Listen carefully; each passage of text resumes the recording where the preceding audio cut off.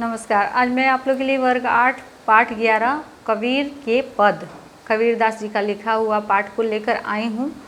वर्ग 8वां का ये है। सबसे पहले हम लोग शब्दार्थ को पढ़ेंगे। मनुआ मतलब मन, आखिन मतलब आँख, कागज मतलब कागज, निर्मोही मतलब बिना प्रेम के, बिना अनुराग के, वामय मन उसमें, मोको मतलब मुझको, देवल मतलब मंदिर, वैराग मतलब विरक्ति। तो इसके प्रश्न अभ्यास को अब हम लोग चलिए पढ़ते हैं। पाठ से है, निम्नलिखित पंक्तियों को पूरा कीजिए। जितना अंडरलाइन है उतना मैंने इसके उत्तर को बताया है। मेरा तेरा मनुआ कैसे एक होई रे, तो कैसे एक होई रे यहाँ अंडरलाइन है, इसको मैंने भरा है। मैं कहता हूँ आखन देखी, तू कहता कागज की लेखी, यहाँ तक है भरने का। मैं कहता सुरझावन हारी, तू राखियो उर्झाई रे। मैं कहता तू जागत रहियो, तू रहता है सोई रे। इसी तरह ख है, ना तो कोनो क्रियाक्रम में, ना ही जोग बैराग में, खोजी हो तो तुरंत ही मिले हो पल भर की तलाश में।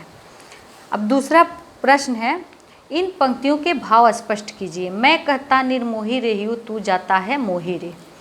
इसमें इन पंक्ति में कबीरदास जी द्वारा कहा गया है कि मनुष्य को अनुरागहीन होना चाहिए, क्योंकि इसी में मनुष्य का कल्याण है। किंतु मेरे जुगों जुगों से समझाने के बाद भी मनुष्य मोह माया में लिप्त हो जाता है। उसके बाद है ख, मोको कहाँ ढूंढे बंदे मैं तो तेरे पास में। इस पंक्ति में कबीरदास जी का कहना है कि ईश्वर को मंदिर मस्जिद में मनुष्य ढूंढने जाते हैं, परंतु ईश्वर तो सबके हृदय में ही रहते हैं। उसके बाद है तीसरा है पाठ, मोको शब्द किसके लिए प्रयोग किया गया है। आप लोगों को मैं जो पाठ पढ़ाई हूँ उसमें मैंने बताया हुआ है कि मोको शब्द ईश्वर के लिए प्रयोग किया गया है। पाठ से आगे, कबीर की रचनाएं आज के समाज के लिए कितनी सार्थक उपयोगी हैं, स्पष्ट कीजिए।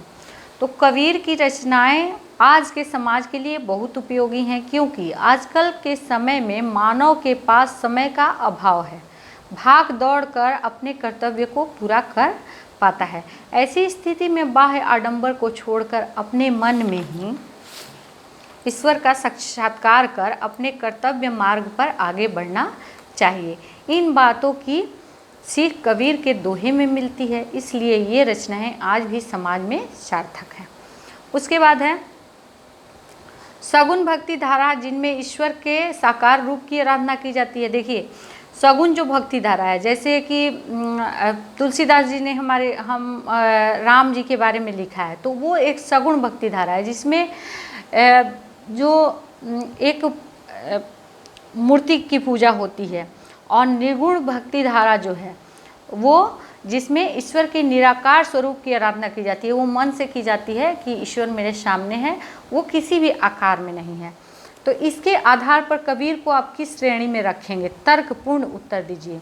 कबीरदास जी जो हैं वो निर्गुण भक्ति धारा के कवि थे, क्योंकि उन्होंने ईश्वर को किसी मंदिर मस्जिद या काव्य कैलाश में नहीं ढूंढने को कहा है, बल्कि अपने हृदय में साक्षात्कार करने की बात बताया है, इसलिए वो निर्गुण भक्ति धारा के कवि हैं।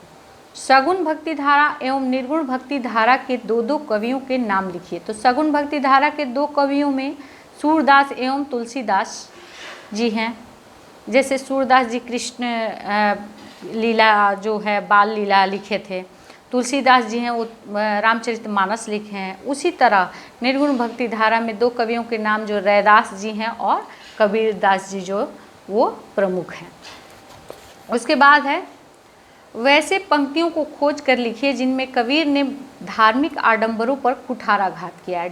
धार्मिक जो आडंबर है, जैसे पूजा है, मंदिर जाना है, मस्जिद जाना है, तो उस पर वो कुठाराघात किए हैं, यानी कि उसको बताया है कि वो बेकार चीज़ है।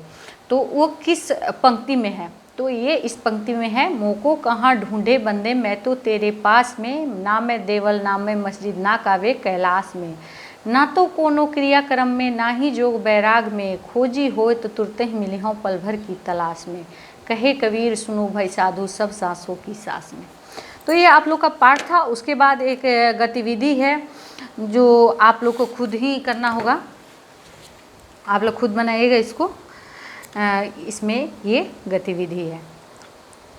तो गतिविधि ज़्यादा ये नहीं है, ये विद्यालय में हम लोग को आकर भी कर सकते हैं। इसमें कविता को सुनना है, सुनाना है, कक्षा में गाना है।